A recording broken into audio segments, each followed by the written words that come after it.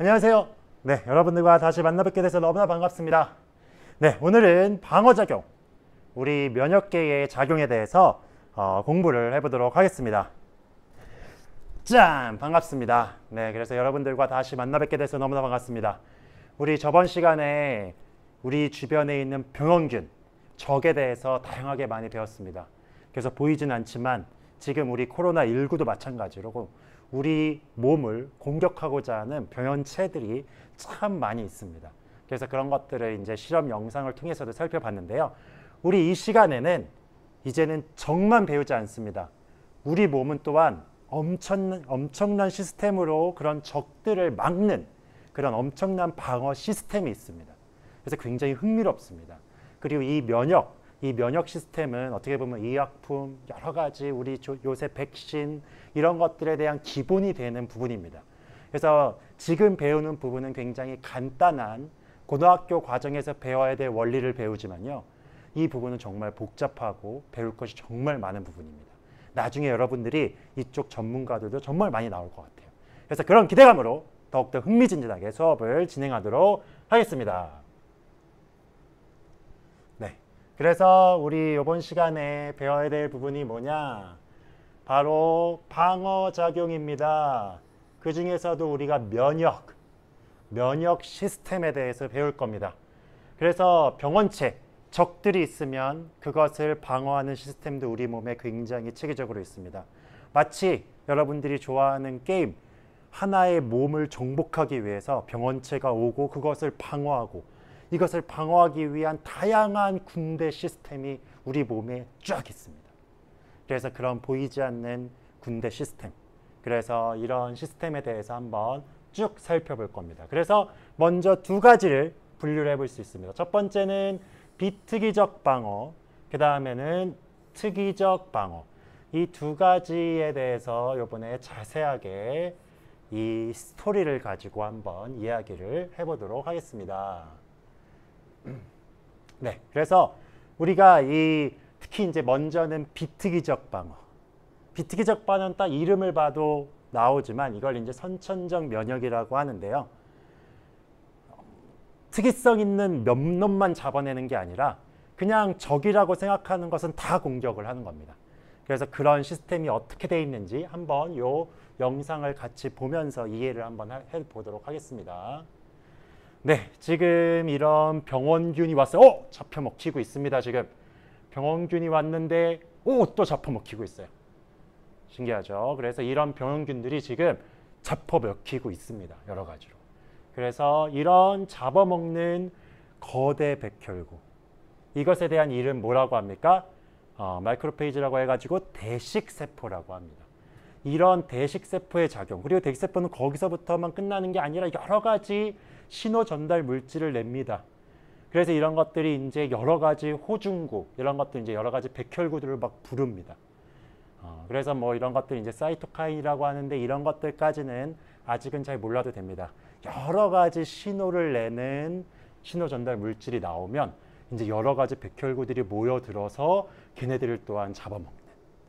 그래서 이런 시스템, 특이성이 있다 없다? 특이성이 없습니다. 그냥 병원균이라고 하는 것들은 모조리 잡아먹습니다. 이런 것들이 잘못되면 알러지도 생깁니다. 알러지 많이 들어보셨죠? 그죠? 꽃가루 이런 것들을 적으로 인식하는 겁니다.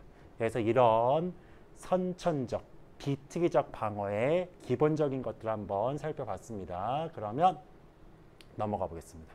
그래서 여기 이제 보시면 알다시피 네, 그래서 일단은 이 1차적인 방어벽, 그래서 적을 막는 1차 방어, 이것은요 마치 성벽과 같은 역할입니다. 1차. 그 대표적인 게 뭘까요? 맞습니다. 그래서 피부와 점막, 그리고 그 점막에서 나오는 분비액, 1차적인 방어 체제입니다. 그래서 여러분들도 알다시피 상처가 빵 하고 뚫리면 그때서부터 이 어떻게 보면 1차 장벽, 피부가 뚫리면서 그때서부터 병원균이 막 들어가지 않습니까? 그래서 그 전까지는 1차 방어벽. 그래서 그것이 뭐가 있는지. 그래서 피부는 어느 정도 그래도 단단한 편이죠. 우리 지금 손도 그렇고 접촉하는 부분은 꽤 단단한 편입니다. 근데 문제는 그 안에 점막도 있다라는 거. 어디? 이런 식도 내부들. 이해가 되시죠? 그래서 이런 식도나 이런 폐 안에나 이런 데들은 이제 점막으로 이루어져 있습니다. 이런 점막은 피부보다 부드럽고 연약하죠. 그렇기 때문에 뭐가 나온다? 그 안에서는 그쵸, 다른 분비물들이 또한 나옵니다. 그래서 어쨌든 물리적, 얘네들이 1차적으로는 물리적 장벽입니다. 그리고 물리적 장벽에서 끝나지 않고 여러 가지 화학적인 점액 또한 분비를 하고 있습니다. 그죠?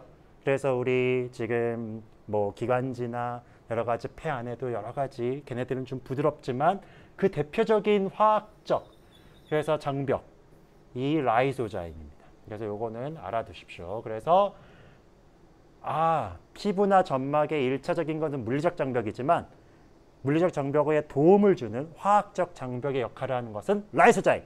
그냥 그거 이름만 알아두시면 됩니다. 그래서 이런 점액들이고 그래서 이제 눈물, 특히 이제 눈 같은 경우도 굉장히 연약하잖아요. 그래서 이물질 나오면 여러분들 뭐 나옵니까? 눈물이 바로 나오잖아요. 그 안에 또 뭐가 들어있는 거예요? 라이소자임이라는 효소가 들어있고 이런 것들은 가수분해 효소 같은 어떻게 보면 세포막을 파괴시키는 이런 효소들입니다. 그래서 라이소자임이 포함되어 있습니다. 그래서 침에도 있고요. 어느 정도 땀에도 있습니다. 그래서 병원체의 침입을 막는 1차적인 역할을 하더라. 그리고 위에서도 이제 강력한 게 하나가 있죠.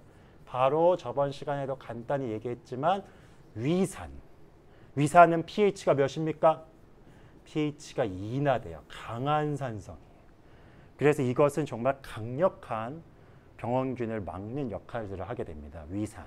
그래서 그것까지 여러분들이 잘 이해를 해두시면 일단 기본적인 1차적인 장벽들은 이해를 하실 수 있을 것 같습니다.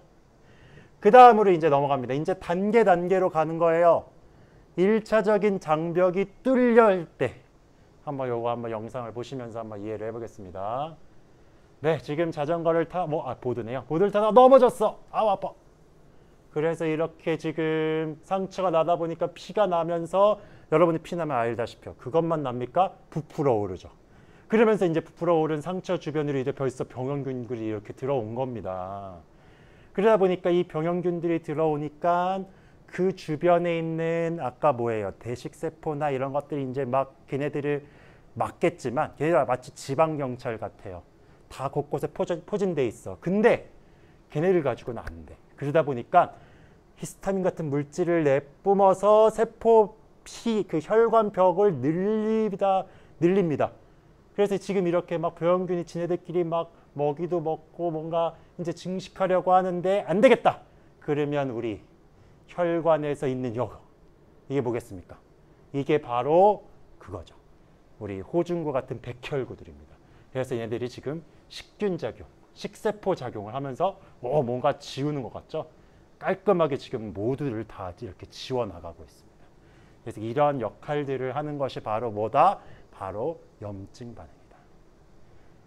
그래서 이 염증 반응이 이게 너무 과다해지면 또한 문제가 됩니다. 여러분들 아토피 같은 경우 대표적인 염증 반응이잖아요. 여러분들도 아토피 걸린 사람 굉장히 고통받는 사람 많이 있을 수 있습니다. 그냥 음식을 잘못 먹어서 그리고 여러 가지 지금 공기 중에 안 좋은 이런 물질들 때문에 과민 반응을 해서 염증 반응이 생기면 너무 간지러운 거예요. 이런 것들이 과다하면 문제가 되지만 기본적으로는 염증 반응은 적들을 죽이기 위한 반응이다. 네, 그러면 이거에 대한 이제 자세한. 그래서 7일이 지났어요. 그랬더니 정말 아무것도 없었죠. 깨끗하게 얘네들이 진짜 1차적인 방어. 그래서 염증 방어까지는 특이적이다, 비특이적이다. 비특이적인 반응이다. 여기까지 이해를 해두시고 한번 넘어가서 보겠습니다. 네, 그래서 염증 반응이라는 것은 뭐냐? 피부나 점막 1차 장벽이 뚫렸습니다. 손상돼서 병원체가 체내로 침입을 했습니다. 통증과 함께 열이 납니다. 그리고 붉게 부풀어 오르는 현상. 왜 붉게 부풀어 오르냐? 아까 얘기했듯이 대식세포나 이런 세포들에서 화학물질을 막 내뿜어요. 병원균을 인식을 하면 내뿜습니다. 그래서 그 내뿜게 되면 그게 이제 대표적으로 우리 여기서도 나오진 히스타민이죠. 히스타민은 여러분들 잘 알아두세요. 우리 고등학교 과정에서 알아둬야 될 화학 물질 중에 하나죠. 히스타민이 나옵니다. 그래서 이런 대식세포나 또한 이제 여러 가지 비만세포라는 것도 많이 있습니다. 얘네들이 이제 알러지를 일으키는 것과 또 관련이 있는 세포인데 어쨌든 이런 데서 히스타민이 확 나옵니다. 그렇게 하면 얘가 무슨 역할을 하냐? 대식세포는 일단 잡아먹기도 하지만 이런 히스타민이 나오게 되면 드디어 우리 혈관에 뭐가? 혈관벽이 어떻게 됩니까? 그래서 혈관벽이 확장이 되는 거죠. 저번 아까 보셨죠? 혈관벽이 확장이 되면 그러면서 이제 붉어지게 되고 그 사이로 이제 열이 나고 그 사이로 누가 이렇게 기어 나옵니까? 바로 백혈구들이.